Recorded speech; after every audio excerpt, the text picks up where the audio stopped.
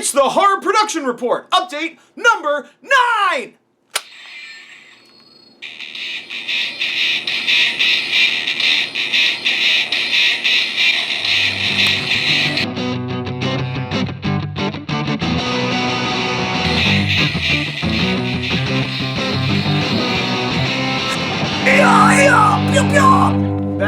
That was the White Ranger American movie version of the Morpher, which I wasn't going to get, but I did. It's an American-only tokusatsu kind of thing, so I was a sucker for it. But that's not why you're here. You're here, well, maybe it is, but then you're going to be disappointed by what comes next, because I'm going to mainly be talking about my comic project, The Horror A4, my own personal project that started with 100 Days of Comics and continues on now in the difficult to remember / pronounce, get out of my mouth, Horror A4 production update.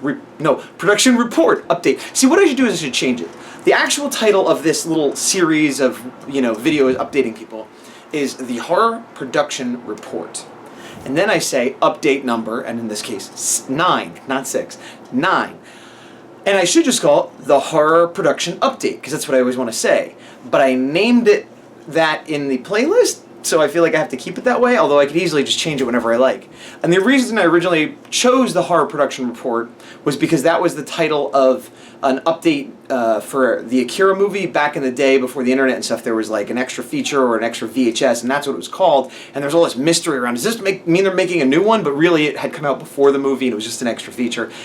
Anyway, back with notes.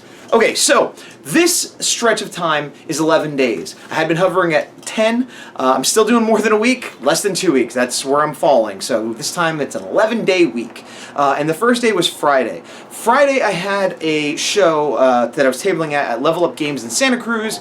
I think I have a little bit of something I could show you from that, and I'll put that little bit of something that I'll show you here.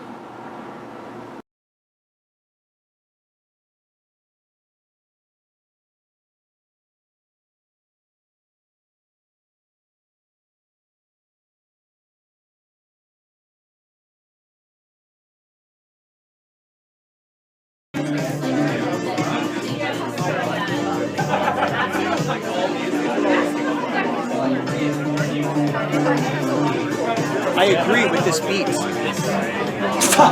So, we get, they don't charge us there. We get free tables. Everybody tables for free, which is cool. And Q came with me. Did not make much money. Sold, I think, 2 things. It's a really short show, though. It's only 6 to 9, I believe. It's like a 3-hour show. So it's like, well, I got to drive all the way down there, but it's a free table, and anything I sell is free money. And it is a fun show, and I like the store and everything. And then we went and ate at Betty's Burgers and sort of around Santa Cruz. So it's, it's not really a money-making thing. It's more of a socializing thing for that show. And then the next day, Saturday, had another one-day show, which is unusual because Level Up Games is usually one of the few one-day shows I do, although some in Sacramento are one-day too. But regardless, I usually don't do 2 different one-day shows in the same weekend. But when we did Big Wow, someone approached me/us about tabling at a thing called Cogs Con, which even in this area, nobody seems to have heard of. So I'm sure you have not heard of it. It's at Cogswell College, or was, and this one was, I don't know, the 3rd or 4th one they'd had, and it might be their last, because I guess it's a student-run thing, and the students who ran it are leaving, and somebody else might not take up the mantle. And, what's this? It's nothing. I thought a door was open. Look at the guest star! It's Quellen! Bap, bap, bap, bap, bap, bap, bap, bap, bap, bap. And we're back. So I was discussing Cogs Con, which is a small convention at Cogswell College here in the Bay Area of California. And even here in California, even here in the Bay Area, most people have not heard of it. So I don't expect you to. However, Q and I were at a Big Wow Comic Fest, which is a medium to large size convention, and a girl there had given us a paper, and so we're like, hey, check this out, maybe you want to come to this. And so we did, and the tables were relatively cheap, so I ended up getting 2, which was a mistake. Because as cheap as those tables were, I just barely made table and didn't make any profit whatsoever. I say I, but I mean we. So here you can see Q at her Qubits station, and you can see this was like when it should have been open, but there were a few people that hadn't even shown up yet. It was one of those cons that people were showing up 10 minutes and hour after it opened to set up. This is our setup. You can see the 2 tables and that kind of tower I got. It's still a work in progress, but it's getting there. It seems to change every show, so who knows what it's going to be like next show. This was some graffiti I found in the bathroom that I thought was mildly amusing. There was a lot of graffiti around the school, and I'm calling it graffiti loosely because, as you can see, here's a picture of Mothra. It was a lot of artwork and stuff, and it seemed very much allowed. Now, I don't know if it was because of the end of the school year or because this department was closing or if that's just how it always is, but it was cool to walk up and down the hallways and just see all kinds of different art. They had some cosplay. There's me with the White Ranger. Obviously, he's giving me his power, and now I am the White Ranger. I did a couple sketches. This was Samurai or Shinken Red from Power Rangers Super Sentai, respectively. Not a huge fan of this one. This is, oh man, I forget her name, but she's a Jedi hunter. She was a character from an old Marvel comic, which I think they brought back in Dark Horse. And this is Gudon, who is a Ultraman kaiju. I ended up inking that, and I'm probably going to do something with that drawing. It was a fun enough con, and I think the people that went there had a good time. But it was odd because it was in sort of a auditorium, convention room-ish type thing on the school property. And there was like no big sign outside, and it's not like on a major highway or anything. So basically, if you didn't know what was happening, you would never know what's happening. And even like fellow nerds in this area that I mentioned it to, and people that own comic stores and stuff, hadn't heard of it. So I feel like it was mostly people that went to that school and a few extra people here and there. Now that doesn't mean there was no one there, but what it was is, let's say, I'm going to take a guess and say there was like 200 people there throughout the course of the day.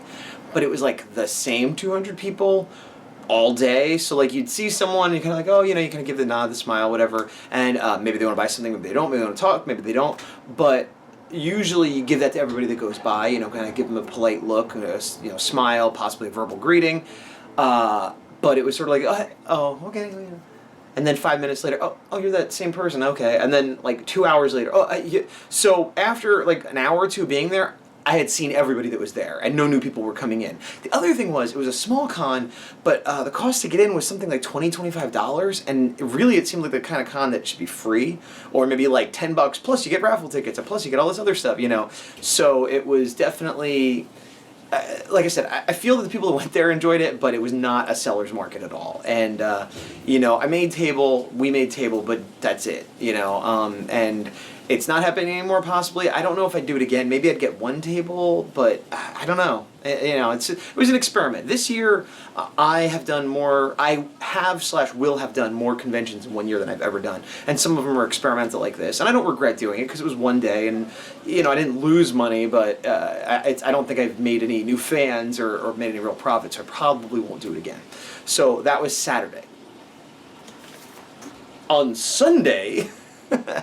on Sunday, and it's tough because like I do keep consulting my notes, so I maybe next time I'll go back to the filming a little thing every day because it does make it easier. I don't have to remember things. I don't have to do research and stuff before I go on to record, and also the timeline just fills itself in because if I record them all on my phone or whatever, then I upload them and they're whatever. Getting back to this video, not a possible future video. Sunday, after those two, kind of chilled out, did housework and other stuff. Didn't work. All these days did not work on the horror at all. And also wasn't even doing client work or anything. Sunday I might have done a little housekeeping, client work, you know, getting emails back, that sort of thing. Monday, back in the thick of it. Mainly working on client work. I had said before I picked up a bunch of new jobs, so I plowed through some client work.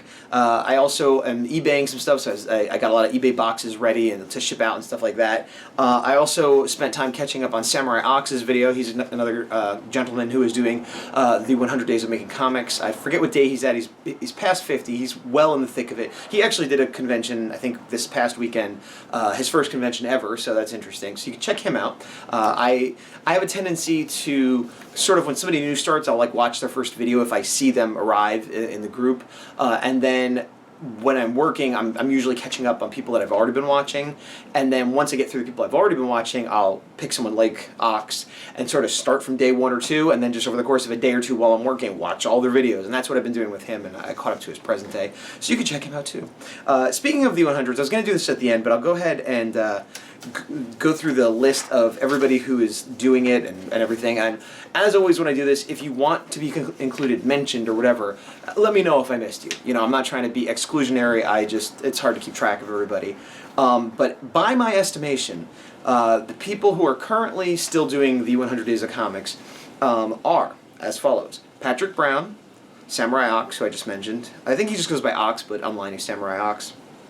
Mike Emeritz, who is another one like Samurai Ox that I kind of watched one and then have now been going through and catching up. And while you should check everybody out and everybody has their own flavor and things that are good and bad and whatever, Mike Emeritz has superior quality production on his videos. Now that is not the point of the 100-day challenge. The point is to just hold yourself accountable, get the work done, create original art for yourself, not for money. Or if it is for money, it's for yourself. But I'm kind of recommending Mike for his videos specifically. I'm not saying he's a better person, I'm not saying he's a better artist, I'm saying his videos, he puts a little extra something in and they're entertaining, and he does some little skits and After Effects stuff, and it's worth checking out, especially his newer ones. You could, if you don't want to watch all of them, just check out some of his newer ones. Also, Sheldon Fisher's been doing the 100 Days of Comics, just started to dip toe in the video thing, put a couple of videos up so you can check that out. JM Hunter is a new-ish person. I think they're on their first week. I have not watched any of their videos yet.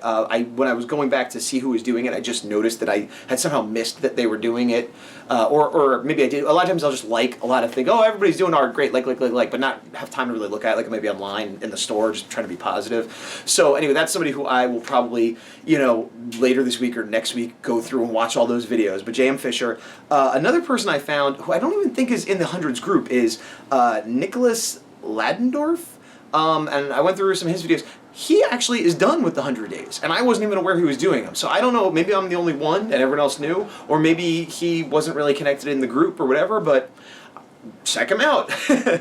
Also, there is Jerry Gonzalez, who doesn't have any videos, but is very close to hitting the 100 days.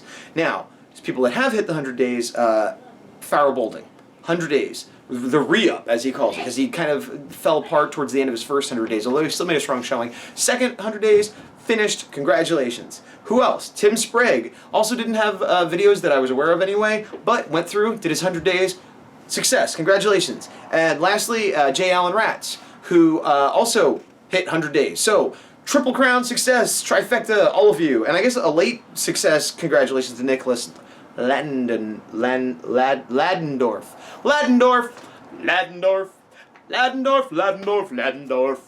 Anyway, okay, so getting back to what was going on with me.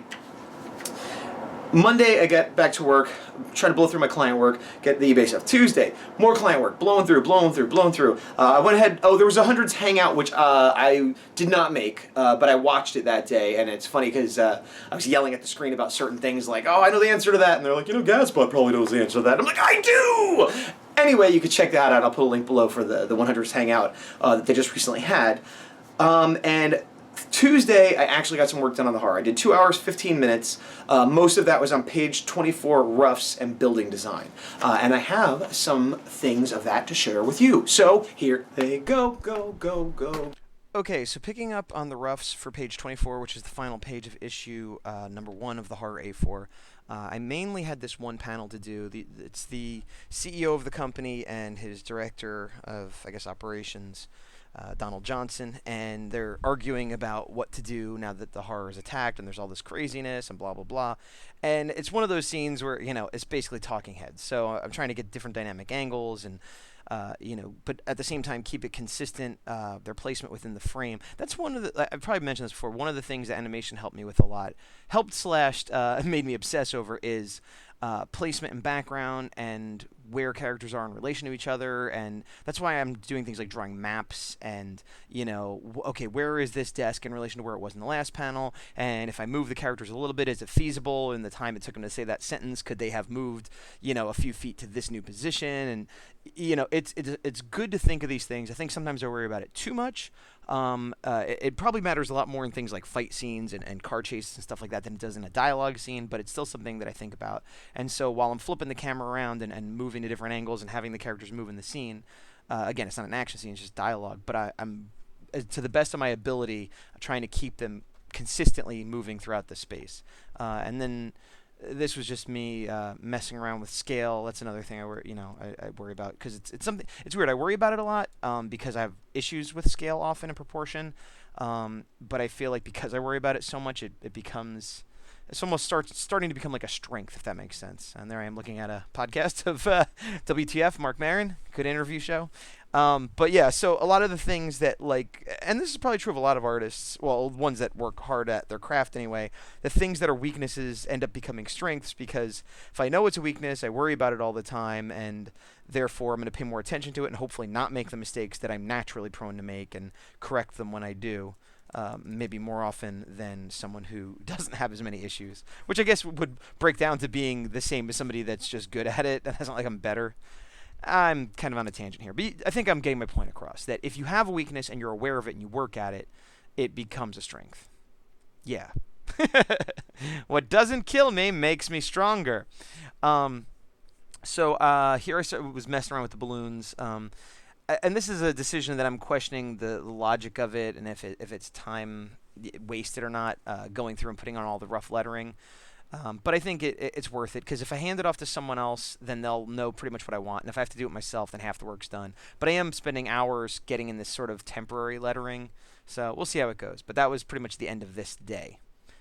Then I did work on a few building designs for the main building, the tower building. I wasn't thrilled with this one. I think I even did a few others that I didn't keep copies of. It's a weird thing where I'm trying to make it look realistic, slightly futuristic, I want it to be unique, kind of like an Avengers tower or, Fantastic Four tower. This is the one I landed on where I actually have like a holographic projection of tower. Yeah. And so then once I got that, I wanted to try to get that building mapped into the layout of the final panel. So this is me sort of tightening up that final panel. But yeah, it's tough because like I am not an architect. Obviously, I'm not even into buildings and things like that. I hate doing backgrounds, as most of us do, but I try to take the advice to heart of the way to do backgrounds and props and things like that. And by the way, I see that I just created a tangent right there with the little island I have coming off. That's all water on the right-hand side, and then like sort of a waterfront on the left. And I made a little, well, it's getting smaller now, but I made a little bridge to an island, and I could see it's a tangent on the character's arm on the inset panel, so I'll have to adjust that later. But anyway, I got off track. The idea of making a background and props and all that set dressing to make it a character in and of itself, to do more than, well, I got to draw a city. It's like, well, is it Gotham? Make it dirty. Is it Metropolis? Whatever. And so I try to take that to heart, and it helps and it hurts. It helps because it does make doing backgrounds and props more interesting. But it hurts because while I could probably just find images of a big skyscraper or a corporate building online and change the logo, and it'll be a building no one's ever seen, it'll work perfectly fine. I'm trying to get probably too unique and fancy for my own good. Not that there's anything wrong with that, but I don't have a real background in architecture, and I don't really pay attention to buildings, and it's not an interest of mine. Aesthetically, artistically, it's not something that I ever pay attention to, except on rare occasions when I have to draw them. So I'm trying to create something new, but I don't even really understand the old. You know what I mean? So it's not impossible to do, but it results in me drawing it 15 million times. And here I am just messing with the perspective because I thought, well, let me set up the perspective, which I never actually did in this scene. I kind of had the idea that it's an overhead view, but I never set up vanishing points and horizon line and all that. And so I'm trying to do a 3-point perspective, but I was like, well, let me set up a box that'll be in perspective that I could then draw the building into. And perspective is the enemy. It is, again, one of those things which I've gotten a lot better at. I still have a hard time with it, but I can see definite progress from where I used to be. And maybe one day this weakness will turn into a strength. I also feel like a lot of people are like, well, when you do perspective, you don't have to do the lines out every time. Just, kind of fake it. But I feel like if I fake it, it looks terrible. I could probably fake it better now than I used to. And I guess it's kind of like anatomy and a lot of those technical sides of drawing, where if you do it correctly enough times and you go through all the steps, you might get to the point where you could fake it and kind of intuit it, and it'll still look pretty good. And maybe I'm getting there, but not quite just yet, especially with a scene like this. I need the actual lines in the foundation, and here I am drawing that tangent again. I definitely got to fix that. Maybe it's as easy as just putting a thicker border or something, but when I go into the final art, I'll have to adjust that. And also, this is where the horror had rampaged earlier, so there's garbage that he had pulled up from under the water and, just refuse in the area. So I'm getting near the end of this part. Actually, I had sort of done a rough overlay of the building, but I wasn't happy with it. and I sort of end without having that building finished, and that's what I pick up next time. But I wanted to put in the attack choppers and tanks and things like that to show that the military is on the scene.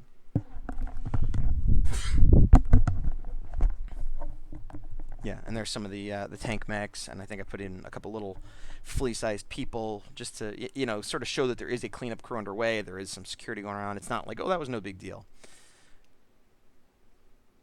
And oh, the final thing I did, which I totally forgot. Well, here I am once again trying to map in that building. It's weird. I ended up, spoiler, I ended up getting it right later, the idea of fitting it in the box. But I think it was a combination of, I haven't really tried to do this before. Usually I'll draw a box like that and then kind of carve the building out of it, draw the windows and stuff. But this time I was trying to map a building design onto it, which I'm sure lots of people could do, but I just kind of never really tried it before. And also the design I did is kind of awkward and has some weird curves, and it just, I kind of did it okay, but it looks weird, and I ended up changing this building design later anyway. But you could kind of, again, this is all part of the process. I spent a long time on this stupid building, and it isn't even the final version. But this is sort of where the page ended up. I got rid of all that building, half done stuff and left the blocks. Go. And we're back. So, that was the first sort of chunk of productivity. Moving on to Wednesday, more client work. Some came in, I cleared it. I'm like really just trying to clear it off, even if I have more time to do it, I'm trying to clear it out as quick as I can. I have some client work that isn't due for a month or two or whatever, but then a lot of it keeps coming in that's due like immediately, and I'm just trying to clear it. So it is Wednesday night, I'm out for a walk, and it's just about dark, and I keep seeing what I thought were spiders or grasshoppers or something hopping along the path, but they're frogs. They're little teeny, tiny frogs. Take a look.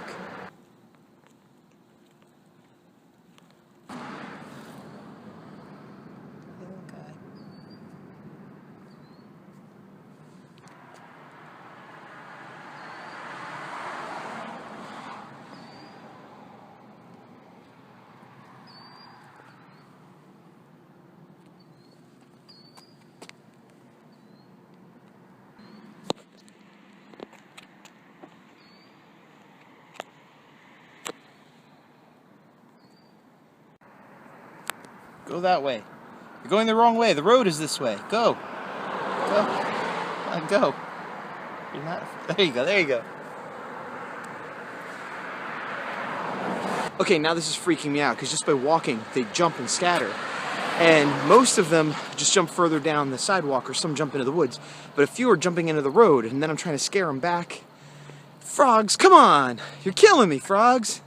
I don't want to be killing you. That's my Thursday, I had cleared off a bunch of client work, and I was sort of, for my immediate, done, and then more work came in. More immediate work I need to work on. Thursday, I also went to the gym, as you can see here. I ate a can of refried beans and half a bag of potato chips for lunch, so I'm exercising my guilt. One and two and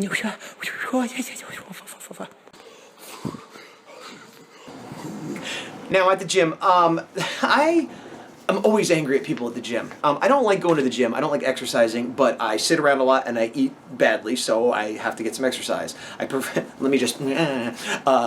I prefer to go for a bike ride, I prefer to walk, but occasionally I don't have the time, or it's too, I was say crummy out, but crummy out to me means like, oh, it's 90 degrees, I'm not gonna go outside. And so, sorry, I have an itch. So anyway, there was a lady there, and there's often a lady there that bothers, well, or man, or whatever, And basically, I went in, there was Seinfeld on the television. And I don't like to watch TV, or I don't like sound on TV while I'm at the gym, because I like to listen to podcasts or things like that. And if somebody has volume, I can't hear it. It's not like music where you can just tune it out because I have other talking, whatever. So there's somebody in there, and I say to him, excuse me, are you watching this? And he says, no. So I was like, great. Turned it off, got on my thing, put on my headphones, started listening to a podcast, start doing my stupid workout. And a lady comes in on her phone talking. And if you've ever been in a gym, it's like a small one. It's like the free one at our apartment. So it's super echoey. She's like, yes, and then I blah, blah, blah, and then I said blah, blah, and it's just bouncing all over. And I'm like, oh, listen to the jokes, tune her out, And so finally, I think she's getting off her phone because she steps up onto a treadmill, but she picks up the remote and turns on the television. Still on her phone, still talking on her phone, then changes from Seinfeld to some sports and turns it up. Not down, not closed captioned, up. So she's talking on her phone while watching sports at a louder volume. And I'm so angry, but it's one of those things where A, she's on the other side, so it's not like I could even look at her and say, excuse me, I have to like stop, walk over, tap her, excuse me, miss, and my experience is it almost never ends well. Not that I'm afraid of a confrontation, but I just wanted to work out and go home. And like I knew if I got into an argument with her, it would screw up my whole mood for the entire day, and it would just be a big thing that isn't, in that moment, was not worth it to me. Another moment it might be. So anyway, she gets off her phone, finally, and she's watching this game that, it's me and this other guy and her, and she's the only one who cares about it. And it's like, again, it's so loud I could hear it over my headphones, and it's like an echoey thing. I feel like televisions in gyms should not be allowed to have volume. Just have the subtitles. Fine, watch it, but we don't need to hear it. But what made it even better, she's like doing her thing, and then every time they scored or did something cool, yeah!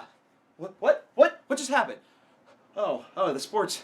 I guess the sports did. Well, anyway, back to my workout and listening to my thing, and then, whoa, no, boop, and I'm like, what? Seriously? It was. Oh, I hated her. I wanted her to just fall on her face and have like the skin get pulled up. Woo! And then I'd be like, yay! Anyway, I digress. Now it's Thursday night. Out for another walk. It's definitely dark now, but there's light in the park. Going for a lot of walks lately, Gazbot. What happened to bike riding? Bike riding's no longer cool. Walking is what the cool kids do. And if there's one person that knows cool kids, it's this guy. Anyway, look at this. Here's some kind of cat that is firing lasers, maybe? And another cat, and some flowers, and some kind of wibble monster, and an actual monster. And over here, the logo for Twitter, and a Jesus fish, and another big cat with another fish. There's a lot of themes here. Whoever drew these, I bet you they enjoyed it. This is proof that some people enjoy drawing. One day, once again, shall that be me? Enjoyment. Elusive. Friday. A lot of the client work I had finished up, had a couple revisions, so I banged that out. And I did the roughs for Kid Switch page 11. So that's in progress. It's not my personal comic work, but it's comic work, and of my client work, it's the type I enjoy the most, so that's good. Then I worked more on the Horror 4. 2 hours, 15 minutes, again, roughs on page 24, and this time I was working on building designs a lot. And I have something to show you for that. Look at me! Here it is! So as I said, I was unhappy with the building design, and I kind of wanted to refine it and work on it. And the one design element that's been consistent ever since the thumbnail roughs is this sort of crescent window that would be the top of the building, which would also be the office of the CEO, that he talks to his director with, because I wanted it to be big and ostentatious and easily recognizable, sort of the icon of the building of, well, we know that's where he is, and also so that he could be looking out at the horror and be high enough that he's not staring at his feet. So I kept coming back to that sort of top, but I couldn't figure out what to put it on top of. And so see, there's the top again, and then some other buildings. And see, that doesn't look too bad. And it can almost just be the ground floor right there, and it would look like a planetarium or a museum or something. But it's supposed to be a big, tall, corporate building, so they need to have more floors.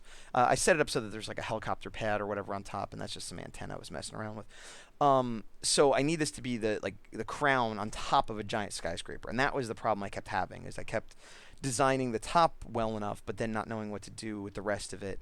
And that's just me experimenting with some window shine. So here I go, okay, well, let me put a bottom. And I actually really liked the way this looked. This kind of made it look like some kind of superhero base or something, with this, sort of guarded staircase going up to it, or like some kind of future court or police station or something. I thought it was really cool, but it's not a corporate building. I mean, basically, that looks like you go into the lobby, and then there's the CEO's office above you with a helicopter pad. It makes no sense. So I still like the top, so I'm like, well, maybe I can move that, and that could be the bottom floor where everybody enters, but we need more, levels. So here I go. I'm going to put a few levels in. But very quickly while I'm doing this, also more, side structures and things like that, because I realized it's too narrow and there'd need to be other stuff. But as I'm working on this, I realize you can see the windows I'm putting in that side structure, how small they are compared to the big ones on top, and it just doesn't make sense. That would mean that the floor on top, which should be large and ostentatious, would be like the size of a stadium as opposed to just a really big office, And so I'm messing around with it, and I'm thinking, well, maybe it's an overhang, and I still haven't quite realized that I need to make the building much bigger than it is. I mean, I know it, but I don't know, it's stuff that's super obvious when I'm looking at it now. Like, why am I even messing around with that? But in the moment, I'm just trying to make something that looks cool. And sometimes I forget about functionality. One of my teachers, I went to Joe Kubert for a year, and one of my teachers used to say, and I'm sure this is something that everybody says, but that's where I first heard it, was that form follows function. Meaning, if you have a cool pose of somebody swinging a sword, but no one would swing a sword like that, it's wrong. Meaning, if you have a cool looking building, but it wouldn't be usable by people in a corporation, then it's wrong. Now, obviously, that's not 100% accurate all the time, because there's also the other thing of if it looks right, it's right. And you can sometimes get away with stuff just because it's aesthetically pleasing or cool or exciting or moves the story forward that maybe doesn't quite make sense. But it is a good starting point that instead of trying to design a cool building, I should have been trying to design a corporate building, a tall corporate building, and then from there went on and put on the little, accoutrement and special things that make it unique and stylish and futuristic and whatever, but I'm kind of going the reverse way. And it reminds me, this is a building, but it reminds me of the people I see, at cons, younger artists or whatever, that like, oh, I love drawing Deadpool. Here's Deadpool. And he's like flying through the air and he's, has a taco and a machine gun. And it's like, clearly they put a lot of work into it, and they put, every blood spatter and bullet casing, but like Deadpool's leg is like weirdly trailing behind him, and his arms, and he looks like he was like thrown out of a cannon as opposed to jumping or something, you know what I mean? Like, and I don't mean to pick on Deadpool, that's just, something you see a lot. And it is a thing of, if they had sort of gotten more of a good pose to begin with and then put all the stuff on top, it would probably come out better. And again, I'm not criticizing them so much as pointing out that everybody does it, because I'm saying I'm doing the same thing here, where you can see I'm like obsessing over these details and how cool I could make it, and oh, here's a little patio, but I still haven't drawn the building. This is sort of like, just a little topper. This is the tiara on the princess, but I need to draw the princess. So form follows function. It's not 100% of the time true, but it's most of the time true, and it's definitely not bad advice. Definitely not going to lead you awry. So here I finally go, okay, well, I need a bottom. So I was like, well, I'll pretend this is like sort of a standard skyscraper, like a square building, and then it has this cool little lofty, open air roof that then in that roof also has an extra like sort of tower, which is the corporate offices of, the CEO and his director and those people. And so, but then I had to have a divider between the main building and this little crown, which is what I'm sort of trying to devise a transition here. Then we finally get to, these are sort of those long windows you'd see in Manhattan or, Chicago or something, where the building from a distance just looks like it has vertical lines on it. Now, as I'm doing this, I'm still not drawing the whole building. I'm sort of giving it, and so you can see several times I'm like, oh, take the top, make it smaller, move it up, take the top, make it smaller, move it up, and that's what I just keep. And there I started getting a little ambitious. Oh, I'll have it come out the side like a crazy, and then I'm like, no, calm down. And then here's this. I don't know what that was. Oh, that's me not liking it. So I drew a little stick figure. It said, "You're terrible." And so I'm like, okay, let me make this smaller. And it's this weird, this is something that I fall into a lot, and I'm sure a lot of us do for various reasons. Sometimes it's perfectionism, sometimes it's impatience, whatever, where I end up redrawing the same thing 100 times. Last time I stopped and redrew it 2 or 3 times.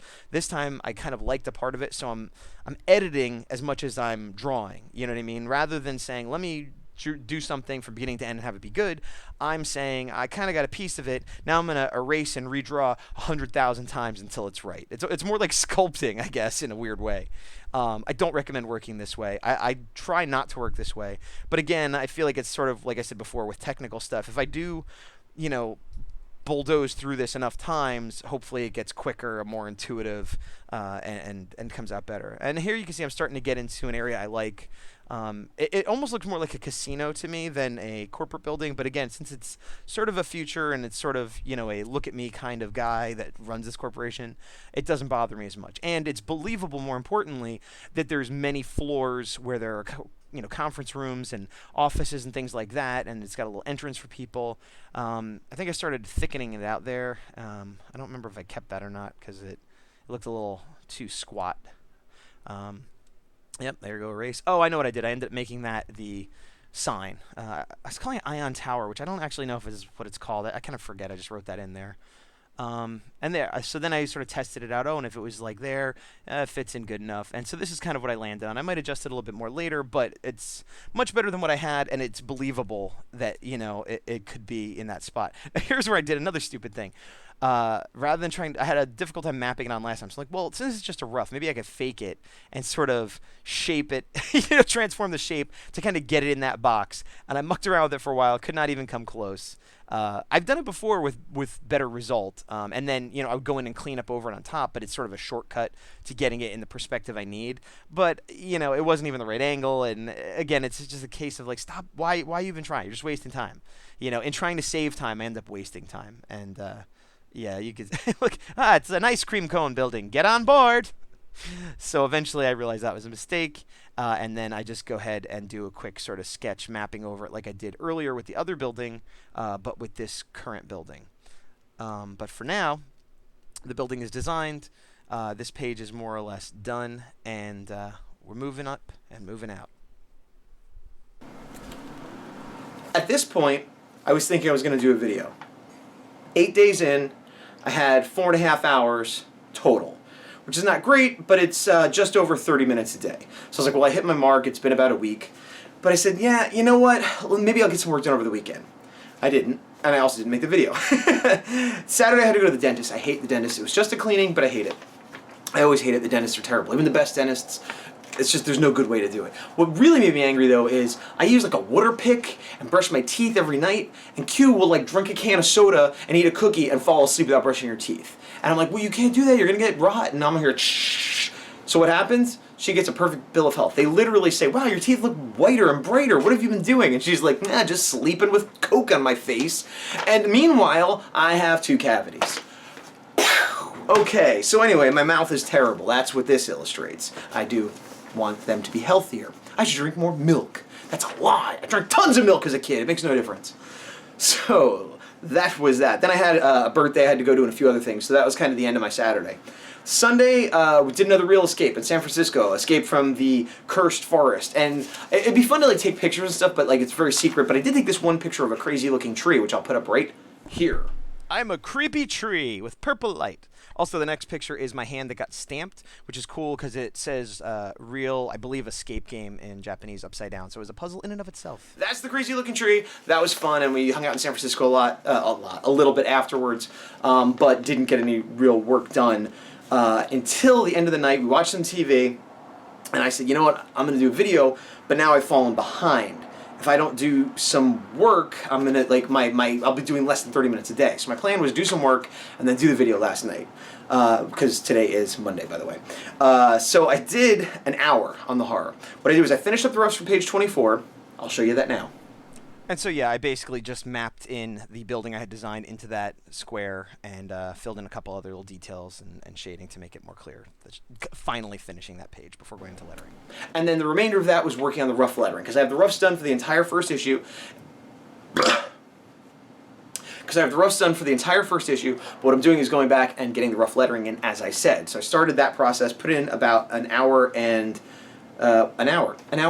Not 2 hours, no, just 1 hour. 1 hour and 0. So that was good. So that put me back over the average so that I wouldn't be a failure. So what to do next? Well, what to do next is this. Today, Monday, I decided all my urgent client work was done. I have a few things coming up, but nothing I need to work on the next day or two. I spent the morning... I woke up and said, I'm going to work on the horror all day. That was my plan. And I sort of succeeded, but I woke up and had to do some email, had to do some billing, had to do and it took like an hour of just doing that kind of stuff. And then I had to do some house stuff I had to do, like taking out the garbage, things like that.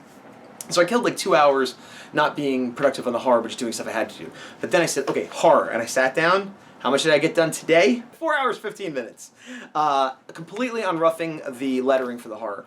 Well, mostly that, but I did do one panel on the third page I kept messing with. It was the rough layout was a little weird, and I realized I had accidentally, I was talking about the 180 rule of flipping the camera, and I realized I had completely ruined it, because I'll put it up and I'll show you what I mean. So you can see it is a reverse shot, which should kind of sort of work, but it's not even correct because his arm is on the wrong side. This is like more of the actual reverse shot, and I think it works a lot better, both with the 180 rule and with just the flow of the page. So I fixed that and messed around with, like, I realized the lettering is pretty straightforward, whether it's good or not, you know, just like sort of laying in, this is where it's going to go and this is what they're saying. But some sound effects I wanted to rough in too, and I messed around with the sound effect on that horror reveal for a while, so that took me a bit. But I worked on that most of the day, and then I had to get back to real life stuff. Well, most of the day, I guess about half of a work day. But the rest of my work day wasn't art stuff, it was other stuff. But it was a pretty solid day. I would like it if every day could be like this on the horror. If I could put in 4 hours-ish a day, and then the rest of the day be like housework and client emails, that would be pretty great. So where that brings us right now is, this is an 11-day work week. And for 11 days, I had 8.75 hours in. So I'm up, and the average is about 45, 50 minutes a day, roughly, which is better than 30 minutes, but not 4 hours, you know. So, you know, today I kind of ended this section strong, and I'm hoping that that'll carry me through so that the next time you see me, I'll be like, put in 3 hours a day, put in 2 hours a day, put in 4 hours a day, and look where I am, you know. So that's the hope. Meanwhile, I might be doing another CDX show this week, possibly Thursday. I'll throw up an update if we do that, because we do those live, but it's not confirmed. I also got some samples that I'm excited to review for CDX. It's always nice to get free toys and then do a review. So here's a hint. They're Kakaida related. Not that most of you know what Kakaida is, but I did put a video up of it last week, so you might have some idea. So I guess that's it for now. It's kind of a big, robust update full of lots of stuff and a lot of me frantically talking at you. And I'm going to go now so that I can do more work on things that might include the horror. But will it? I don't know! And now, this.